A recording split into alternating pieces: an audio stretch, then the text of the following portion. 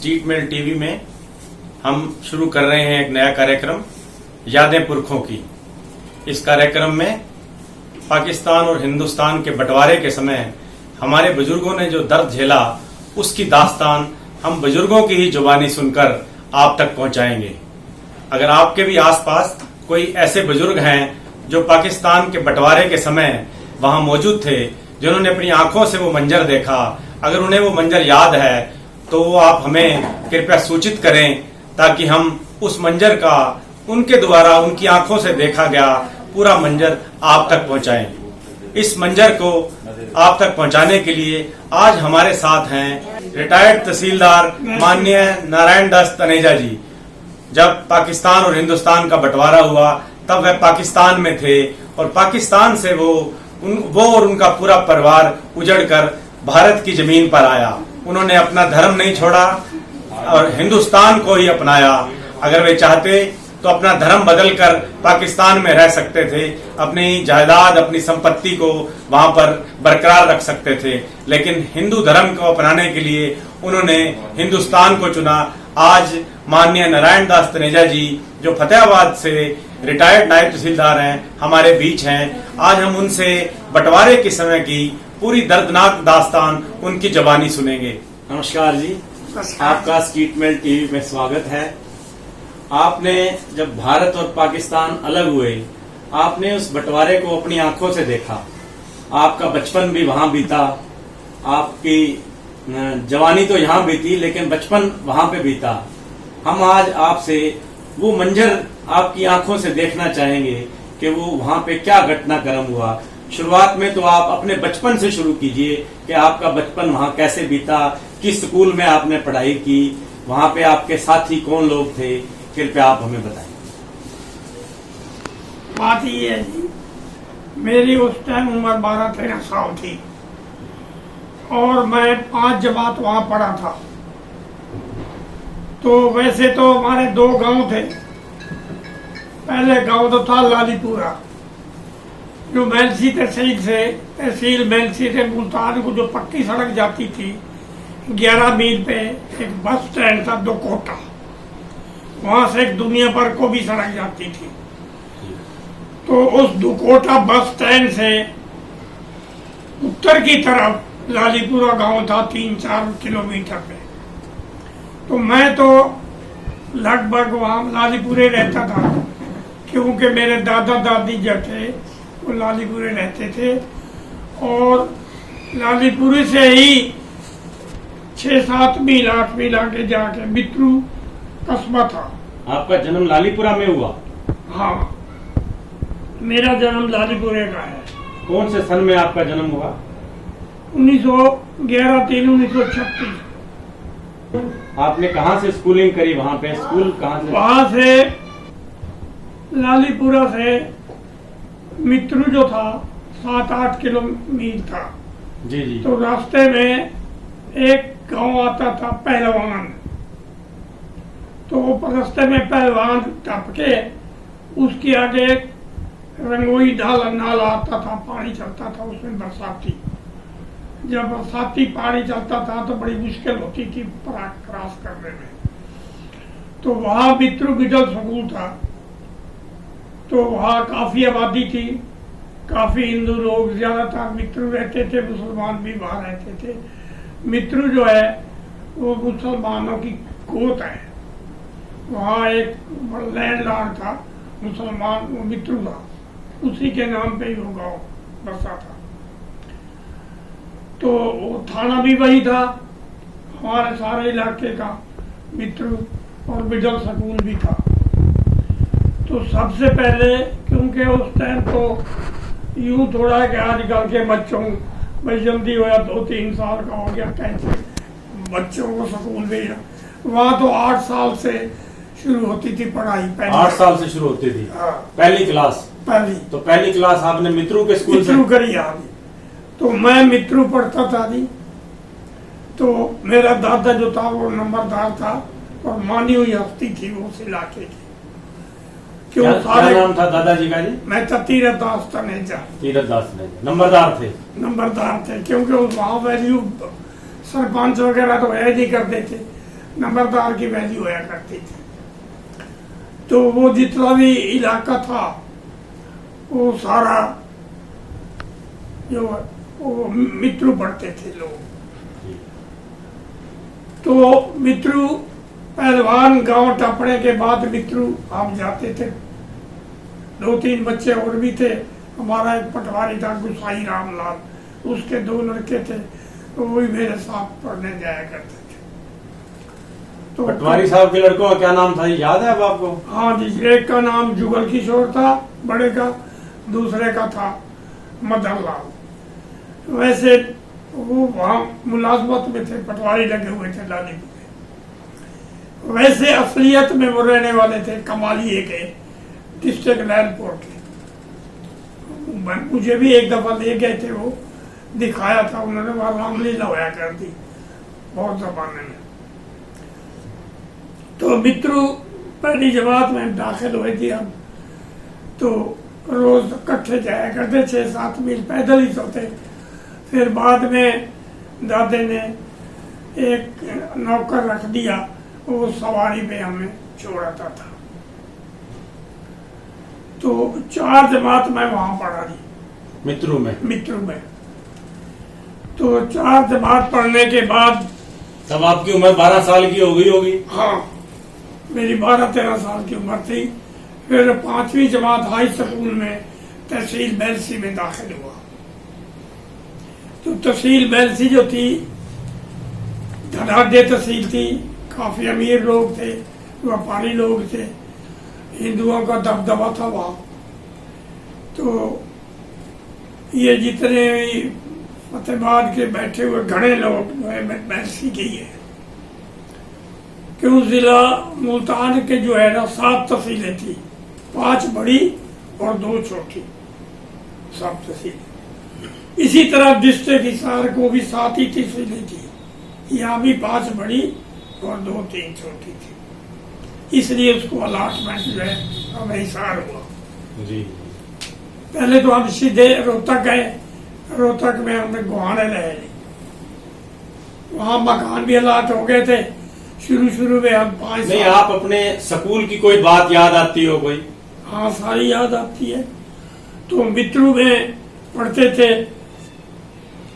मेरी बुआ की लड़की थी, वो वहाँ ब्याही हुई थी मित्रु में।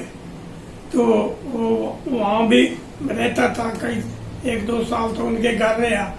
फिर वहाँ बोर्डिंग भी था, बोर्डिंग में भी रहा। अच्छा, 1-2 साल, यानी बहुत अच्छा प्रोग्राम था वहाँ, पढ़ाई अच्छी थी। उर्दू में पढ़ाते थे? उर्दू था उस टाइम, उर्दू ही चलता था। अंग्रेजी नहीं थी उस वक्त? अंग्रेजी थी, हिंदी नहीं थी। हाँ। तो फिर जब 5वीं जमात जो है मैं मेलसी तहसील में दाखिल हुआ, तो मेलसी से दुकोटा तक तो बस आती थी। तो वहां से मेरे चाचे की दुकान थी अड्डे के ऊपर, हमारा ईंटों का भट्ठा था और उनकी भट्ठे के पास ही दुकान थी। तो चाचा के लिए साइकिल ले रखा था और अड्डे से मेरे को लालीपुरे साइकिल पे ले जाते थे। तो ये तो मित्रु की बात है। लालीपुरा से मित्रु तक सड़क पक्की थी? हाँ नहीं, पक्की नहीं थी, कच्ची थी। तो उसके बाद मेलसी से मुल्तान पक्की सड़क थी।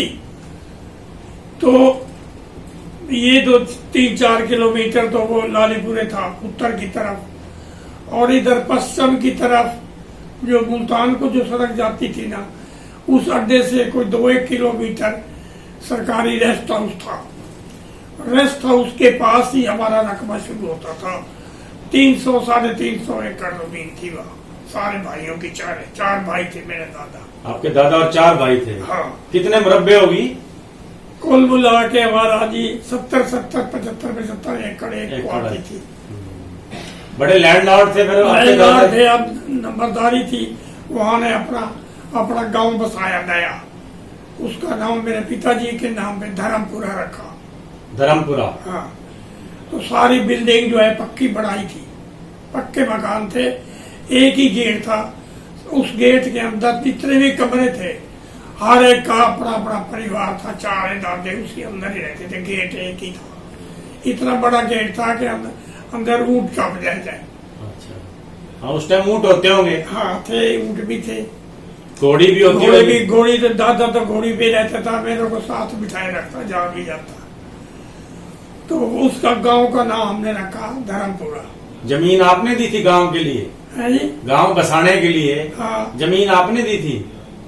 गांव तो हमारा अपना था, जमीन भी अपनी थी, मकान भी अपने थे। और एक मोहम्मद सदीक मिस्त्री था जी। जिसने मकान बनाए थे, बहुत काबिल और वफादार आदमी था, वो दादे का खास आदमी था। तो उसी ने ही मकान बनाए थे। और वो वैसे तो रहने वाला खानेवाल का था, तहसील खानेवाल थी, लेकिन वो 24 घंटे ही हमारे पास ही रहा उस सारी उम्र।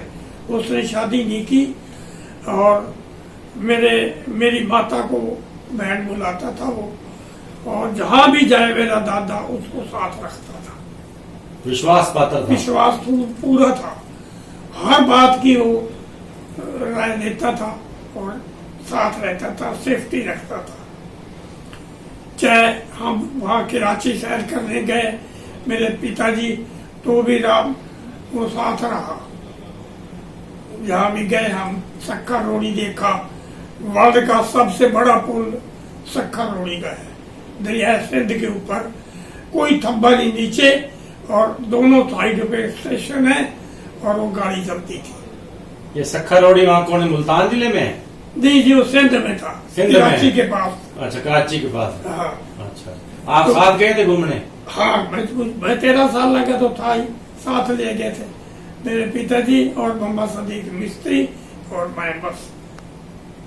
तो सक्खा जो था वो मुसलमानों का शहर था, वो इस साइड पे पड़ता था दरिया के, और सिंध की तरफ था वो रोड़ी था शहर। उसमें बड़ा शानदार मंदिर था जिसके सोने के दरवाजे थे। तो हम वहाँ सक्खर उतरे, वहां से बेड़ी पे चढ़ के और हम रोड़ी गए, दरिया था ना सिंध। तो गए वहाँ, मंदिर देखा, बड़ा अच्छा था। वहाँ सैर शुरू करी, फिर ऊपर सड़क के ऊपर भी घूमते रहे, ऊपर सड़क बनी हुई थी लाइन के साथ, दोनों सड़कें होती। जब आप गए तब भी कोई हिंदू मुसलमानों में कोई आपस में तनाव था? बिल्कुल ही नहीं था, कत्तई ही नहीं था। पूरा भाईचारा था? पूरा भाईचारा था, प्यार मोहब्बत ही, दोस्ती थी, ऐसी कोई बात ही नहीं थी किसी की। तो ये भाईचारा बिगड़ने की शुरुआत कहाँ से होती है? शुरुआत तो लीडरों से हुई है। जब ये बहुत अंग्रेजों ने चक्कर डाला, इन्होंने फूट लगवा दी और भाई मुसलमानों को कह दिया, चाइना को, भाई तू अपना अलग देश मांग दे। तो उसने अलग मुसलमानों की आबादी के हिसाब से अलग मुल्क बना दिया। उसमें ये आधे 2 टुकड़े कर दिए पंजाब के, 36 जिले थे, दिल्ली से लेकर पिशावर तक पंजाब के 36 जिले थे। 36 जिले की राजधानी थी लाहौर, मेरा देखा हुआ 2 दफा। तो 18 जिले इन्होंने बांट लिए। अटारी के परली साइड, लाहौर साइड में तो पाकिस्तान को चले गए 18 जिले, और 18 जिले हमारे रह गए इधर। चाहे उसमें ये हरियाणा हिमाचल कुछ भी नहीं था, उस टाइम तो पंजाब ही पंजाब था। ये सिंध भी पंजाब बोलते थे तब? नहीं, सिंध अलग स्टेट थी। ये अलग स्टेट थी। मैं बताता हूँ आपको। तो वो जो था 36 जिले 2 टुकड़े हो गए, तो वो तो पाकिस्तान में चली गए। एक तो आधा तो पंजाब गया, और सिंध सारा का सारा प्रांत था उबा, वो भी पाकिस्तान में चला गया। एक रियासत बहावलपुर थी जो ये अपना गुजरात के साथ लगती है, तो रियासत थी वो किसी बादशाह की, मुसलमान की, तो वो भी वही चली गई, पाकिस्तान में रह गई। एक या इधर अफगानिस्तान की तरफ, अफगानिस्तान से उधर पख्तूनिस्तान था, वहाँ पठान लोग रहते थे, वो भी उधर चला गया पख्तूनिस्तान भी। और ये रावलपिंडी जो राजधानी है पाकिस्तान की, वो भी सारे उधर चला गया वो इलाका। यानी जितने भी डिस्ट्रिक्ट थे, गुरदासपुर, मियांवाली, जंग, ये सारे पाकिस्तान में चले गए। तो सिंध नदी यहाँ से जो हिंदुस्तान से 5 दरिया है तभी पंजाब नाम रखा था। तो सिंध नदी जो लाहौर से होती हुई आगे उस सिंध नदी जाके कराची में गिरती है। तो एक तो इसके 2 टुकड़े हो गए, दूसरे बंगाल के 2 टुकड़े कर दिए इन्होंने। नहीं, वहां पे कब ये माहौल बनना शुरू हुआ, तब आपकी उम्र कितनी थी? बस 2 साल पहले ही ये एक झगड़ा मुल्तान के अंदर लड़ाई हुई 1 साल पहले मुसलमानों की हिंदुओं की 1946 में। हाँ, तब आपकी उम्र कितनी थी? मेरी 12-1 साल थी लगभग। अच्छा, तो वहाँ काफी आदमी मर गए।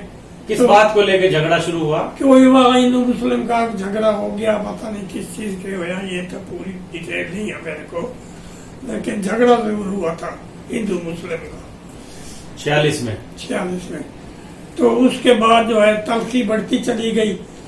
तो उसके बाद ये सब अंग्रेजों ने फूट जलवा दी। इन्होंने वो 2 टुकड़े कर दिए, बंगाल के भी 2 टुकड़े कर दिए। वो पश्चिमी पाकिस्तान था, वो पूर्वी पाकिस्तान था, उसका नाम भी पाकिस्तान ही था। जो 2 टुकड़े करे तो आधा कलकत्ता साइड तो अपने पास रह गया और बाकी जो था वो अब तो उसका नाम बांग्लादेश है, लेकिन उस टाइम पाकिस्तान में ही था वो। उसके भी 2 टुकड़े कर दिए गए। ये तो बाद में जब ये इंदिरा गांधी के टाइम इन्होंने हमला करके लोगों को उकसा के वहाँ जो वहाँ के थे बंगाली लोग उनको कहा। तो आप लोगों ने कब से वहां से निकलना शुरू किया, कब पता लग गया? आपको पहले अंदाजा हो गया था भी गड़बड़ होने वाली है? ना, बस वो 46-47 में गड़बड़ शुरू हो गई थी। वो बड़े बड़े शहरों में हुई थी, गांव में नहीं था कोई भी। जी, कोई अंदाजा हो गया था भी अपने को ये गांव छोड़ना तो चाहिए? अंग्रेजों ने जब ये बात करी, बातचीत चल रही थी, तो यहाँ दिल्ली के अंदर जिन्ना जो था मुसलमानों का लीडर, उसको इन्होंने बहका दिया। उसने कहा मैं तो पाकिस्तान अलग देश लूंगा, प्रधानमंत्री बनूंगा। तो इसलिए उसको उन्होंने टुकड़े कर दिए। 2 पाकिस्तान के 2 टुकड़े हो गए, एक जो अब बांग्लादेश है और एक ही है पंजाब वाला।